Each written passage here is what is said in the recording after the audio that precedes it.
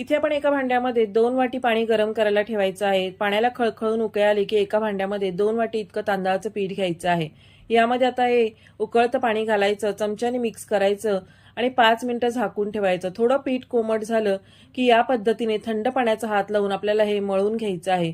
यामधील एक गोळा तयार करायचा। आता पोलपाटावर एक प्लास्टिकचा पेपर ठेवायचा, यावर ओला केलेला सुती कपडा ठेवून या पद्धतीने आपल्याला भाकरी लाटून घ्यायची आहे। ज्यांना पाण्यावरची भाकरी थापून करता येत नाही ते अशा प्रकारे सुती कपडा ओला करून या प्रकारे भाकरी लाटून सुती कपड्यासहितच ती तव्यात घालून घेऊ शकतात आणि दोन्ही साईडनी खरपूस अशी शेकवून घेऊ शकतात। अशा पद्धतीने पाण्यावरची भाकरी अगदी सहजरित्या कोणीही नवीन शिकणारे सुद्धा तयार करू शकतात। तर इथे आज आपण ही अगदी सोपी पद्धत पाहिलेली आहे। याचा संपूर्ण सविस्तर व्हिडिओ टिप्स अँड ट्रिक्स सहित आपल्या चॅनलवर देखील अपलोड झालेला आहे आणि याची लिंक स्क्रीनवर देखील दिलेली आहे, तर तिथे जाऊन देखील तुम्ही हा व्हिडिओ अगदी सविस्तर पाहू शकता।